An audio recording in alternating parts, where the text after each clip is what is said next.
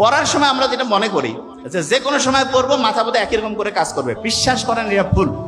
পড়ার একটা scientific system শিখিয়ে দিই। ধরেন আপনি যে কোনো একটা চ্যাপ্টার পড়বেন, যে কোনো একটা চ্যাপ্টার, আমি কিন্তু এক্সাম্পল দিয়ে এখনই পড়াবো, যে কোনো একটা বিষয় নিয়ে আমাদের আলোচনার মধ্যে নিয়ে আসবো। ধরেন আপনি যে কোনো একটা চ্যাপ্টার পড়তে যাচ্ছেন, কি সেটা?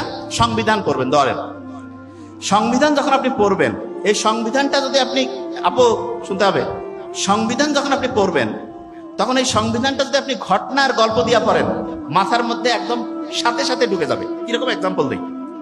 সংবিধানে আপনার 11টা চ্যাপ্টার আছে। কয়টা চ্যাপ্টার? আচ্ছা, একটা টিমে কয়টা প্লেয়ার থাকে? তাহলে আমরা বলতে পারি না একটা সংবিধান একটা প্লেয়ারের, একটা টিমের মতো। তাহলে একটা টিমে 11টা প্লেয়ার, সংবিধানে কয়টা চ্যাপ্টার?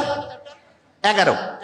11টা যে প্লেয়ার থাকে, তার মধ্যে কিছু প্লেয়ার থাকে না খুব দামি প্লেয়ার থাকে, তো এরকম সংবিধানেও কিছু দামি চ্যাপ্টার আছে। কিরকম দামি চ্যাপ্টার? যেমন 3 নাম্বার চ্যাপ্টারটা খুব দামি। কয় নাম্বার? 3 নাম্বার। কেন? কারণ 3 নাম্বার চ্যাপ্টারে মানুষের যে মৌলিক অধিকার সেটা নিয়ে বলছে। মৌলিক অধিকার। এখন মৌলিক অধিকারের মধ্যে সবচেয়ে দামি একটা, আমরা যারা এখানে আছি প্রত্যেকে সমান সমান থাকতে চাই না? আইনের দৃষ্টিতে সবাই সমান। আচ্ছা আপনি আমাকে বলেন তো, আমরা যে যারা মুহাম্মদ সাল্লাল্লাহু আলাইহি ওয়াসাল্লামের উম্মত, বাঁচবো তো ধরেন 100 বছর 80 বছর। আগেকার সময় নূহ আলাইহিস সালাম, আদম আলাইহিস সালাম, ওই সময় মানুষজন বাঁচতো 800,000 বছর। ওরা যত ইবাদত করবে, আমরা যদি তাদের সমান সমান হইতে চাই, তাহলে এমন একটা সিস্টেম লাগবে না যাতে করে আল্লাহর রহমতে আমরা একদিনে বেশি পরিমাণ ইবাদত করতে পারি?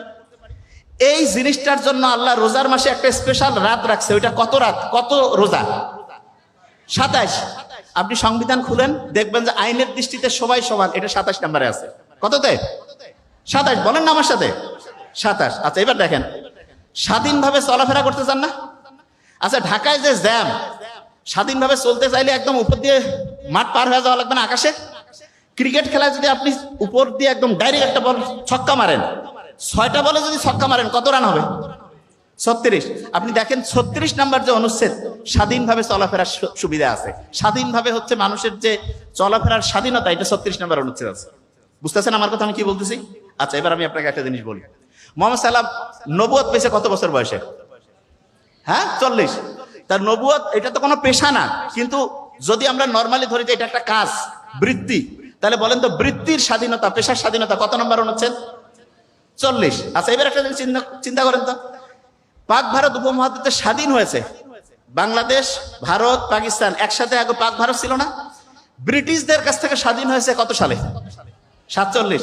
এই জন্য আপনি দেখবেন ওই সময় যুদ্ধ বন্ধ হয়েছে বা চালু হয়েছে, যুদ্ধাপরাধীদের বিচার 47 নম্বর অনুচ্ছেদ। কত?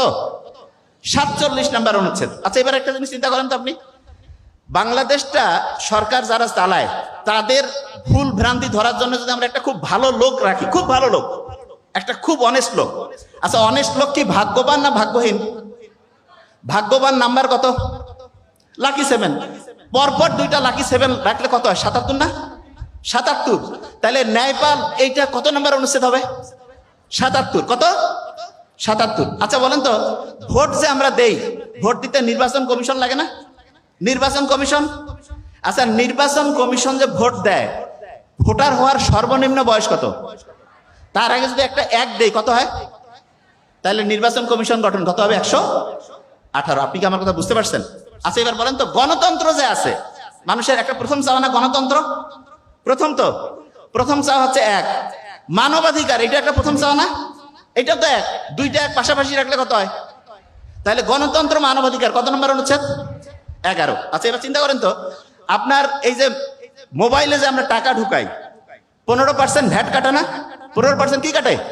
ভ্যাট। এবার আমাকে বলেন, 15% ভ্যাট এটা দেই এই কারণে, গরিব হোক, দুঃখী হোক, ভিক্ষুক হোক, প্রত্যেকে যাতে মৌলিক অধিকারগুলো তার সাথে পূরণ হয়।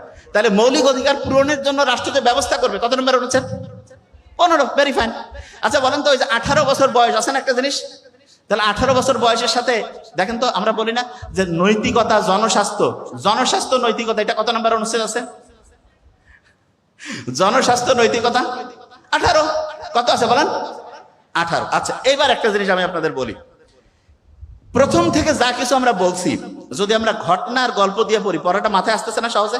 এবার আমি ধরবো, আইনের দৃষ্টিতে সবাই সমান, কত? 27। স্বাধীনভাবে চলাফেরা 36। পেশার স্বাধীনতা 40। এই যে যুদ্ধাপরাধীদের বিচার 47। এবার যদি আমি বলি হচ্ছে ন্যায়পাল 77। নির্বাচন কমিশন গঠন 118। গণতন্ত্র মানবাধিকার 11। মৌলিক অধিকার মানে পূরণের জন্য সরকার চেষ্টা করবে, এটা কত নম্বরে? 15। কত? জনস্বাস্থ্য নৈতিকতা 18। জিনিসটা কি বুঝতে পারতেছেন?